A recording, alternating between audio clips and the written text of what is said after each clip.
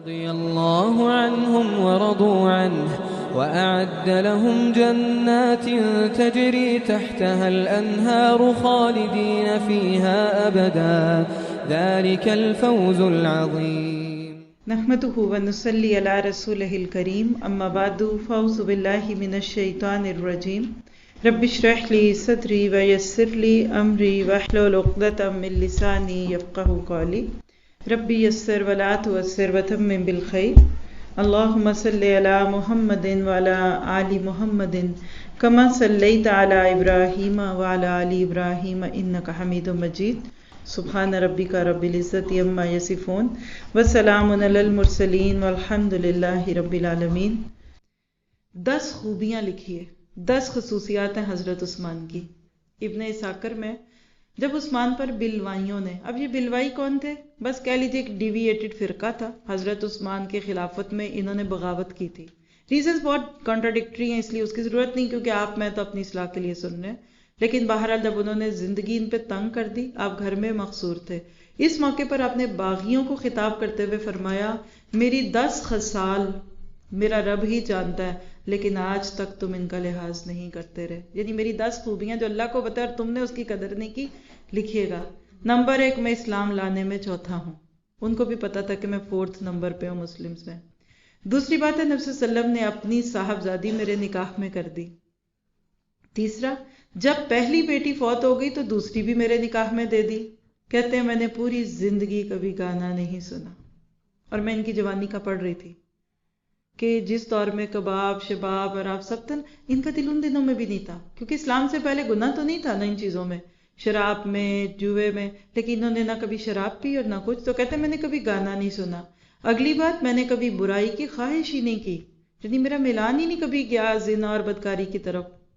اور اگلی بات بہت خوبصورت ہے، جس ہاتھ سے حضور صلی اللہ علیہ وسلم سے بیعت کی. پہلے دور میں جب لوگ مسلمان ہوتے تھے تو ہاتھ دیتے تھے نا، تو نبی صلی اللہ علیہ وسلم یوں ہاتھ رکھتے تھے. کہا جس ہاتھ سے میں نے آپ کے ساتھ بیعت کی، یعنی آپ کے ساتھ میرا ہاتھ چھو گیا، اس ہاتھ کو آج تک نجاست سے دور رکھا، حتیٰ کہ میں غسل خانے میں کبھی ننگے بدن غسل نہیں کرتا. حیا دیکھیے نا عثمان کی. پھر اگلی بات کہتے ہیں، جب سے اسلام لایا ہوں کوئی جمعہ ایسا نہیں گزرا کہ میں نے غلام آزاد نہ کیا ہو. اگر کسی جمعے کو میرے پاس غلام نہیں ہوا تو میں نے اس کی قضا دی. کیسے؟ اگلے جمعے کو پھر 2 آزاد کیے. پھر اگلی کو بھی بتاتے ہیں کہ عہد جاہلیت اور عہد اسلام میں کبھی زنا نہیں کیا، پھر نہ کبھی چوری کی. میں نے عہد رسالت میں پورا قرآن حفظ کیا. یہ حافظ قرآن تھے.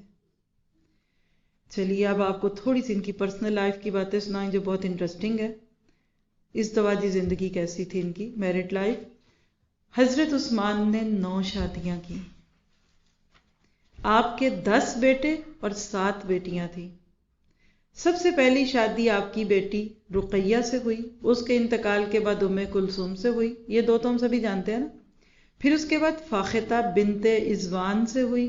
دیگر ازواج میں ام عمر بنت جندب، فاطمہ بنت ولید، اسما بنت ابی جہل، ملیکہ بنت عینہ، رملہ بنت شیبہ، نائلہ بنت فرافسہ کا نام طبری اور انصاب الاشراف میں آتا ہے. یہ کیوں؟ اب یہاں آپ میں سے کئی تو ٹھنک جائیں گے، 9 شادیاں کیوں کی بھئی؟ ایک رہی، دوسری چلی گئی، تو دوسری تو تیسری. کیا ایک مرد اکیلا رہے؟ آج کسی مرد کی دوسری شادی کی بات زندگی میں بیوی نہیں سنتی، بعد میں دوسرے نہیں سنتے. ہے نا مزے کی بات؟ سمجھ آئی ہے میری بات آپ کو؟ بیوی میں مرد کے میں دوسری شادی کر لو تو بیوی کہے گی میں مروں گی تو کرنا. چلو جی مرو جلدی، آپ کا انتظار کرتے ہیں ہم صبر سے. تو جب مرنے کے بعد دوسری بیوی کی باتیں ہو تو خاندان باتیں کرتا ہے، ہاں ابھی سے اتنی جلدی؟ تو بھئی اس غریب کا گھر نہیں چلتا. اچھی بیوی تھی، گھر کا کام خود کرتی تھی، میاں کو عادت ہی نہیں.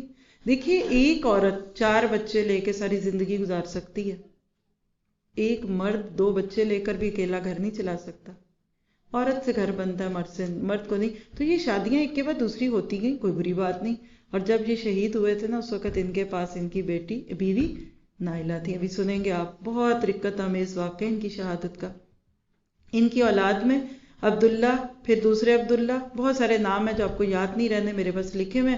اگر آپ چاہیں بعد میں تو مجھ سے لے لیجئے، لیکن کافی اللہ نے ان کو 19 بچے دیا. اب 19 نام لکھاؤں گی تو آپ کو تو اپنے بھی بھول جانے ہیں نام. کیسے تھے دیکھنے میں؟ سفید رنگ، خوبصورت، وجاہت، ڈیسنٹ تھے، متوازن یعنی بیلنسڈ قد تھا، چہرے پر چیچک کے چند نشان تھے، یعنی گورا رنگ تھا لیکن کچھ اسپاٹس تھے، داڑھی گہری تھی، بال لمبے تھے۔ حضرت عثمان جب لباس زیب تن کر کے امامے سے مزین ہوتے تو بڑے خوبصورت معلوم ہوتے تھے، کروڑ پتی تھے، اچھے کپڑے پہن کے باہر جاتے تھے تو لوگ ان کو دیکھتے تھے۔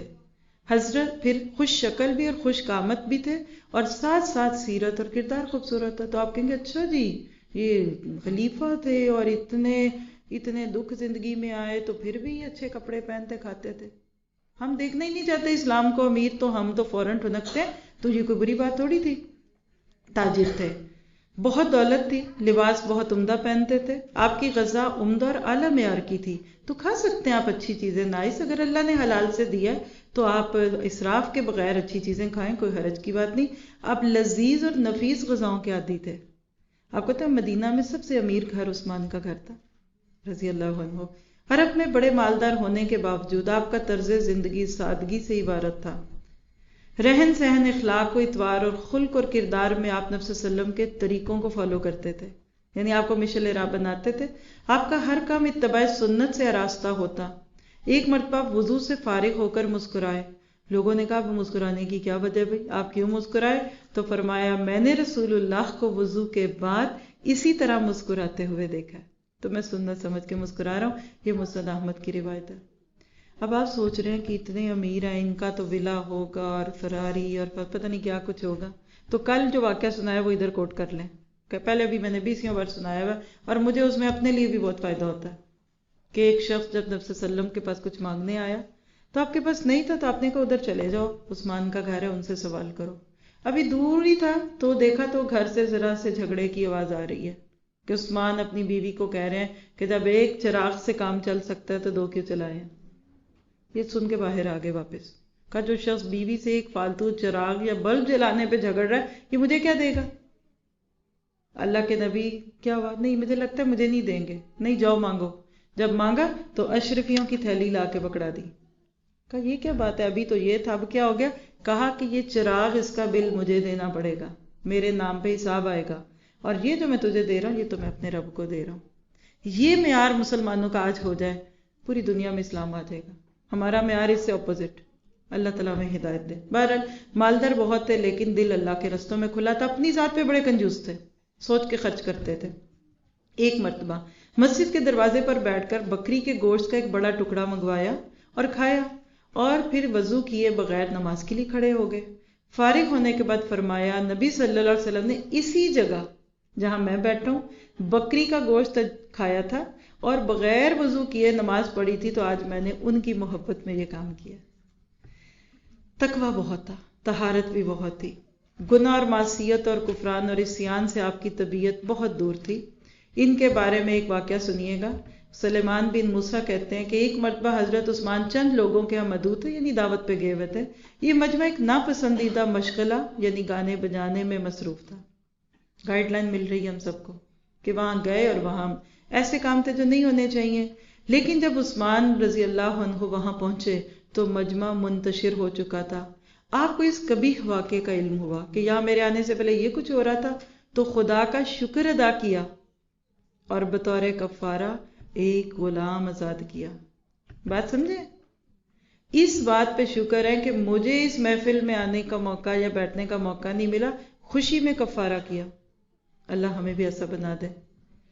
اور نبی صلی اللہ علیہ وسلم کی قول اور فعل اور سنت کا بہت خیال رکھتے تھے، اور سب سے بڑا ان کا کارنامہ جو نبی کی زندگی کا وہ ہے کتابت وحی لکھتے تھے۔ جیسے اب آپ میں سے کچھ لوگ نوٹس لے رہے ہیں نا، تو کتنا مشکل لگتا ہوگا آپ کو ہر بات لکھنا، تو کہاں قرآن کا ایک ایک لفظ لکھنا۔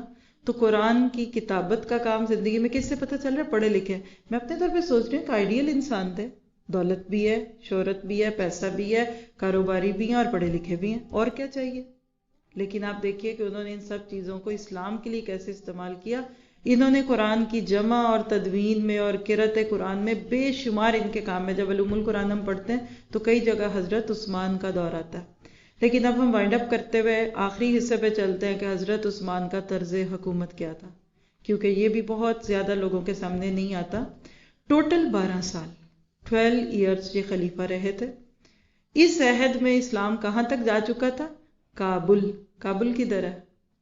آپ کے میرے پاکستان کے پاس، افغانستان میں۔ کابل سے لے کے مراکش تک وسیع و عریض خطہ اسلام کے سائے میں آ چکا تھا۔ یعنی آپ دیکھ رہے ہیں نا، اسلام ایکسپینڈ ہو رہا ہے۔ عمر کے دور میں اوپر تھا، جیسے آج کا UAE، پھر ابو بکر کے بعد عمر کا دور وہ تھا، تو اب عثمان کے دور میں یہ ایسٹ میں آ رہا ہے، پاکستان کے اور اس کے ارد گرد کے علاقوں کی بات ہو رہی ہے۔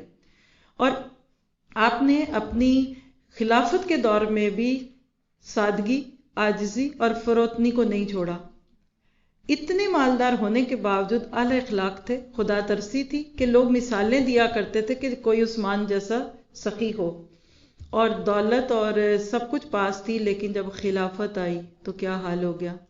اللہ کی خشیت اور ورع اور تقوی اور عبادت میں ذرا برابر فرق نہیں ہوا۔ ہماری تو چال ہی بدل جاتی ہے، 4 پیسے کے ہاتھ میں آ جائیں ہم کہتے ہیں اب دکھائیں، ہم بتائیں کہ ہم کتنے امیر ہیں۔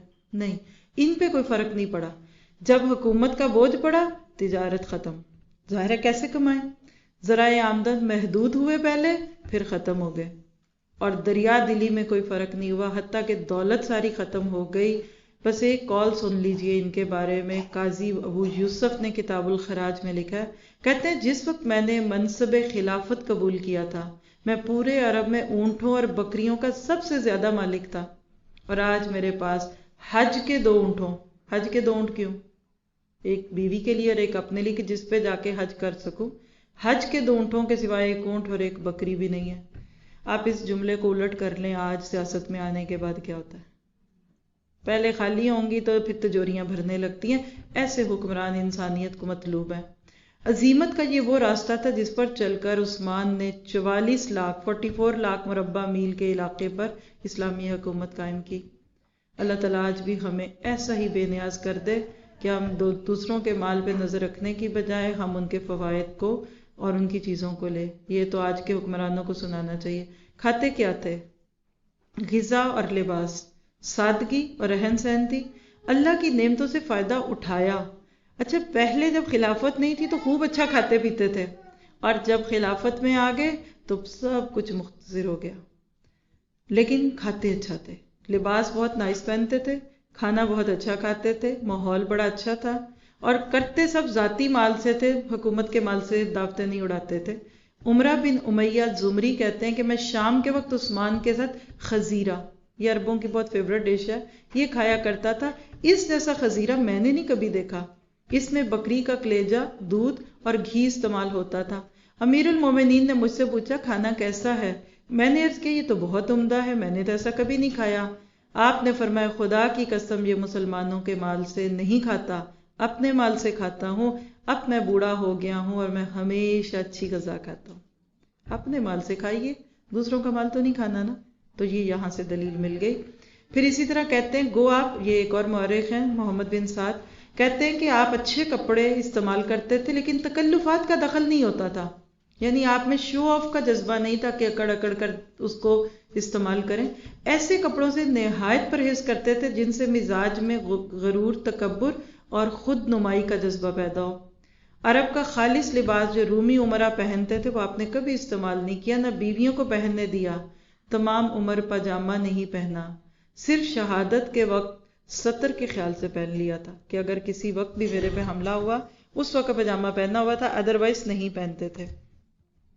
تو حضرت عثمان کی شخصیت حقیقت میں کسی بھی تعارف کی محتاج نہیں ہے۔ 12 سال کا دور مسلمانوں کے لیے بہت اچھا تھا، لیکن فتنوں نے سر اٹھا لیا تھا۔ نبی صلی اللہ علیہ وسلم کی زندگی میں ان باتوں کی خبریں مل چکی تھی کہ امت کے آخری وقت میں بہت ساری ایسی فتنے اٹھیں گے۔ تو حضرت عثمان غنی حقیقت میں ان لوگوں میں سے تھے کہ جو بہت زیادہ آزمائے گئے، یعنی خلافت راشدہ کے ناطے سے آپ کہہ لیجئے کہ اب شمع بجھنے والی ہے، ہلکی ہو رہی ہے، اور اس کے بعد آپ دیکھیے کہ یہ ساری چیزیں موجود ہوتی ہیں۔ بہرحال حضرت عثمان کی شہادت سن لیجئے، اور پھر ہم حضرت علی کی چند باتوں کو پوائنٹس میں لے لیں گے۔ ان کے دور میں عوام پر بل ٹیکس نہیں تھے اور انہوں نے اس چیز کو برا سمجھایا تھا۔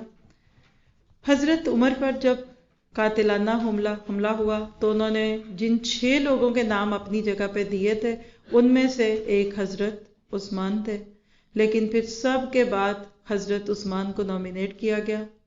24 ہجری میں یہ خلیفہ بنے تھے، اور شروع میں جب ان کو خلافت ملی تو 22 لاکھ مربع میل تھا، لیکن اس کے بعد بڑھتے بڑھتے آخر میں یہ 44 لاکھ تک پہنچ گیا، جو کہ میں نے آپ کو پیچھے بھی بتا دیا ہے۔ 6 سال میں اتنی فتوحات اور کامیابیاں مسلمانوں کو ملی کہ آج بھی مسلمان اس پہ فخر کرتے ہیں۔ اور اسی کے بعد انہی کے دور میں حضرت معاویہ امیر شام نے اسلام کا پہلا بحری بیڑا مقرر کیا۔ یہ بھی ان کی خوبی ہے، یعنی جو کیا بولتے ہیں اس کو، نیوی بولتے ہیں ہمارے ملک میں، یعنی بائی اوشن جو فوج بنانے کا کام تھا وہ سب سے پہلے حضرت عثمان نے کیا تھا، اور اس کی بہت ساری ڈیٹیلز ہیں۔ لیکن یہود، مجوس اور دوسرے لوگ جو آپ کے ہاتھوں تنگ تھے، وہ آپ سے اس طرح جان چھڑانا چاہتے تھے کہ اس شخص کے ہوتے ہوئے ہم اپنا کام نہیں کر سکتے، لہٰذا مصر سے ایک سازش شروع ہوئی تھی، منافقت کی اور دھوکے بازی کی۔ 750 بلوائی ایک قوم تھی، ان کا ایک خط کا بہانہ لے کر مدینہ پہنچے، بغاوت کی۔ مدینہ کے تمام لوگ حج پر گئے ہوئے تھے، مدینہ خالی تھا اس وقت، چند لوگ وہاں موجود تھے، تو اس وقت انہوں نے پھر مدینہ پہ حملہ کیا تھا۔ یہ اب تاریخ کے وہ کڑوے گھونٹ ہیں جو ہمیں بھرنے پڑتے ہیں، لیکن اس وقت پھر مدینہ شہر میں خون کی ندیاں بہی تھی، مسلمانوں کے اتحاد کو پارا پارا کیا گیا تھا۔ اور 35 ہجری ذیقات کے پہلے عشرے میں باغیوں نے حضرت عثمان کے گھر کا محاصرہ کیا اور کھانا پانی بند کیا، 40 روز تک بھوکے رہے اور 82 سال کی عمر میں شہید کر دیے گئے۔ 18 ذی الحج تھی۔ بیوی ان کی گواہی دیتی اس بات کی کہ کہتے ہیں کہ گھر میں کھانے کو کچھ ہے، تو بیوی نے کہا کہ میں دیکھتی ہوں، کچھ دیکھتی ہوں۔ اتنے میں حضرت عثمان کی آنکھ لگ گئی، بیوی واپس آئی، کچھ بھی نہیں تھا۔ تو حضرت عثمان جب اٹھتے ہیں تو بیوی کہتی کچھ نہیں، کہتے کوئی بات نہیں، میں نے ابھی خواب میں دیکھا ہے کہ نبی صلی اللہ علیہ وسلم آئے تھے اور کہنے لگے کہ عمر آج کا روزہ تم ہمارے ساتھ افطار کرو گے۔ ابھی یہ باتیں ہو رہی تھی اور قرآن کھلا ہوا ہے، اور باہر سے دروازہ توڑا، دشمنوں نے حملہ کیا، بیوی کی انگلیاں کٹ گئی، نائلہ بیوی کا نام تھا، اس کی انگلیاں کٹ گئی تھی شوہر کے دفاع میں، اور انہوں نے تیر پھینکا اور حضرت عثمان رضی اللہ عنہ کے سینے پہ پڑا، اور اس کا خون قرآن میں پڑا۔ آج بھی استنبول میں وہ قرآن موجود ہے، فَسَيَكْفِيكَهُمُ اللَّهُ، پس ان قریب اللہ تجھے ان سے بچا لے گا۔ اور حضرت عثمان شہید کر دیے گئے تھے۔ حضرت عائشہ نے جب آپ کی شہادت کی خبر سنی تو انہوں نے کہا تحقیق انہوں نے عثمان کو قتل کیا ہے، حالانکہ وہ سب سے زیادہ صلہ رحمی کرنے والے اور اللہ کا خوف لینے والے تھے۔ حضرت علی نے جب آپ کی خبر سنی تو کہا اب اس کے بعد ہمیشہ تباہیاں ہی آئیں گی۔ حضرت علی نے اس پہ بہت لمبی بات کی، کیونکہ اس کے بعد پھر آگے بہت سارے فیکٹس ہیں، لیکن یہ کہ حضرت عثمان اللہ کی تلوار کہتے ہیں میان میں تھی، آپ کی شہادت سے وہ تلوار میان سے باہر نکلی اور قیامت تک اب کھلی رہے گی۔ حضرت عثمان کی شہادت مسلمانوں کے ڈاؤن فال کی طرف آنے کی بھی ایک علامت تھی، مسلمانوں کی صفوں کے اتحاد بکھرنے لگے، اور حقیقت ہے کہ یہ بہت بڑی قربانی تھی۔ بہت سارے اشعار اور چیزیں میرے پاس لکھی ہوئی ہیں، لیکن میں صرف آپ کو یہ بات کہہ کر حضرت عثمان کی بات سے پیچھے لے کے چلتی ہوں کہ حضرت عثمان جیتے ہوئے بھی اللہ کے حکموں پہ تھے، کمپرومائز نہیں کیا، بچ سکتے تھے ان باتوں سے لیکن کمپرومائز نہیں کیا۔ ہر بندہ، ہر صاحب حق کے راستے میں ایسی چیزیں آتی ہیں کہ حق کو حق بولو اور اس کی سزا پالو۔ کسی نے کہا، حسان بن ثابت کے اشعار ہے، کہتے ہیں جو خالص موت دیکھنے کا آرزو مند ہو اور اس میں کوئی چیز آمیزش نہ ہو تو عثمان کے گھر جا کے دیکھو کہ کیسے موت آتی ہے۔ لوگوں نے اس شخص کو ذبح کر ڈالا جس کی پیشانی پر سجدوں کے نشان تھے اور جو تمام شب نماز اور تلاوت قرآن میں گزار دیا کرتا تھا۔ اتنے اچھے لوگوں کو بھی لوگ دشمن ہو جاتے ہیں، سوچئے ذرا۔ مسلمانوں صبر کرو، تم پر تمہاری ماں اور بھائی فدا ہوں، بے شک مصیبت کے وقت صبر فائدہ دیتا ہے۔ اور اس طرح کے بہت دلسوز قسم کے قول موجود ہیں کہ حضرت عثمان کی شہادت ایسی ہے۔ 3-4 ان کے اپنے اقوال زرین بتا دوں آپ کو، جو میرے آپ کے لیے انشاءاللہ زیادہ راہ ہوگا یہاں سے جانے سے پہلے۔ فرمایا کہ غم دنیا ایک تاریکی ہے اور غم آخرت دل میں ایک نور ہے۔ بڑا اہم بات ہے، آج تم دنیا اور امت مسلمہ دنیا کے غموں میں بھر رہی، کہتے ہیں دنیا کے غم تمہیں اندھیروں میں ڈال دیں گے، جبکہ آخرت کا غم لگے گا تو دل میں نور آئے گا۔ آج ہم کہتے ہیں نور آئے، آتا کیوں نہیں ہے کہ غم تو دنیا کے پڑے ہوئے دل میں۔ تارک دنیا خدا کا تارک گناہ فرشتوں کا اور تارک طمع مسلمانوں کا محبوب ہوتا ہے۔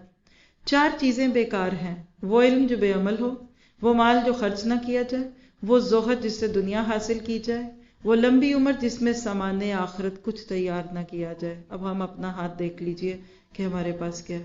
کہتے ہیں مجھے 3 باتیں پسند ہے دنیا میں، بھوکوں کو کھانا کھلانا، ننگوں کو کپڑا پہنانا، اور قرآن مجید خود پڑھنا اور دوسروں کو پڑھانا۔ اللہ ہمیں بھی ایسے ہی کر دے۔ ایک بات بڑی خوبصورت ہے ان کی، کہتے ہیں کہ متقی کی 5 علامتیں ہیں۔ نمبر 1، ایسے شخص کی صحبت میں رہنا جس سے دین کی اصلاح ہو۔ آج ہم بھاگتے ہیں ایسے لوگوں سے کہ تو تنقید کریں گے، ڈپریشن میں ہم چلے جائیں گے، ہاں نہیں۔ دوسرا، شرمگاہ اور زبان کو قابو میں رکھنا۔ تیسرا، مسرت دنیا کو ببال خیال کرنا۔ اور چوتھا، شبہات کے خوف سے حلال سے بھی پرہیز کرنا، کہ شبہ میں تو حرام کو نہیں حلال کو بھی چھوڑ دو۔ اور 5واں، پس ایک میں ہی ہلاکت میں پڑا ہوں۔ یعنی مومن ہمیشہ اپنے آپ کو ہلاکت میں سمجھتا ہے۔ اللہ تعالیٰ سے یہ دعا کریں کہ اللہ تعالیٰ ہمارے لیے آسانی کر دے۔ آخری کال سن لے، وہ بھی بہت پیارا ہے۔ کہتے ہیں کہ یہ چیزیں بیکار ہیں، 9 چیزیں ہیں، لکھ لیں۔ وہ عالم جس سے کوئی سوال نہ کرے، وہ عمدہ عقل جس سے کچھ حاصل نہ کیا جائے، یعنی آپ انٹلیکچوئل تو بہت ہیں مگر آپ کچھ فائدہ نہیں دے رہے، اور بیکار اور مستعمل ہتھیار، یعنی وہ ہتھیار جو استعمال نہیں ہو رہے۔ ویران مسجد بھی بیکار ہے، یعنی وہ مسجد کیا کرنی جہاں لوگ نماز کے لیے نہیں آتے۔ وہ قرآن جس پر تلاوت نہ کی جائے، وہ مال جو خرچ نہ کیا جائے، وہ گھوڑا جس پر سواری نہ کی جائے، علم و زہد جو طالب دنیا کے پیٹ میں ہے، اور وہ عمر دراز جس میں تش آخرت تیار نہ کیا جائے۔ تو یہ تھے حضرت عثمان رضی اللہ عنہ۔ رضي الله عنهم ورضوا عنه ذلك لمن خشي ربه